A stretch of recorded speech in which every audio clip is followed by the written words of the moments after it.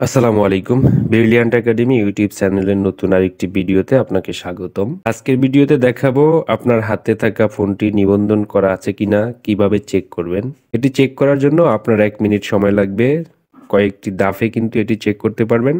আপনার হাতে থাকা মোবাইল নিবন্ধন করা আছে কিনা তা চেক করতে যারা পারেন তারা তো পারেনই, যারা পারেন না তাদের জন্য জানাটা জরুরি।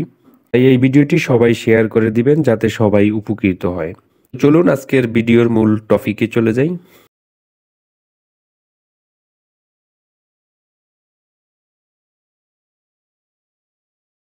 আপনার মোবাইল নিবন্ধন করা কিনা চেক করার জন্য আপনাকে দুটি ধাপে কাজটি করতে হবে। ধাপ নাম্বার 1, আপনার মোবাইলের IMEI নাম্বার দরকার হবে। এখন আপনি এই IMEI নাম্বারটা কোথায় পাবেন? আপনার ফোনের কভারে থাকতে পারে, আপনার ফোনের ভিতরে লেখা থাকতে পারে।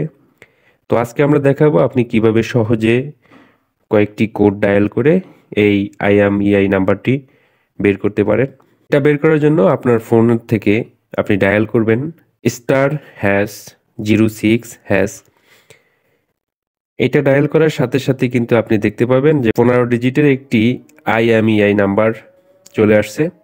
এই নাম্বারটি আপনি একটি কাগজে লিখে নেবেন। নেওয়ার পরে আপনার কাজ হবে দ্বিতীয় ধাপের। আমরা 15 ডিজিটের IMEI নাম্বারটি বের করলাম। এখন আমাদের দ্বিতীয় স্টেপ, দ্বিতীয় ধাপের কাজ হচ্ছে আপনি আপনার হাতের ফোনটির মেসেজ অপশনে যাবেন।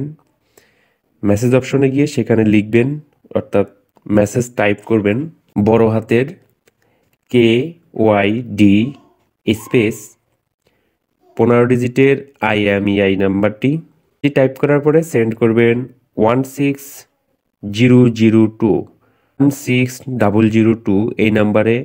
সেন্ড করার সাথে সাথে 2 থেকে 3 সেকেন্ডের ভিতরে আপনাকে একটি ফিরতি মেসেজ দিয়ে জানিয়ে দিবে আপনার মোবাইল নিবন্ধন আছে কিনা।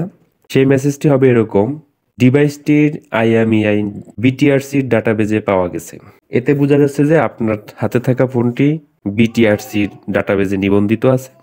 আর যাদের নিবন্ধন থাকবে না তাদের আসবে ডিভাইসটির IMEI BTRCর ডাটাবেজে পাওয়া যায়নি, এরকম একটি মেসেজ আসবে। তাহলে বুঝবেন আপনার ফোনটি নিবন্ধন করা আছে বা নাই। তাহলে এই পদ্ধতিতে আপনি সহজে আপনার ফোনটি চেক করতে পারেন। এটি চেক করার জন্য আপনার 1 থেকে 2 মিনিট সময় লাগবে। যদি আজকের ভিডিওটি ভালো লেগে থাকে তাহলে অবশ্যই একটি লাইক দিবেন এবং আপনার কোনো মতামত থাকলে কমেন্টে লিখে যাবেন। এবং এই ধরনের নতুন নতুন ভিডিও পেতে আমাদের চ্যানেলটি সাবস্ক্রাইব করে আমাদের পাশে থাকবেন। ধন্যবাদ সকলকে।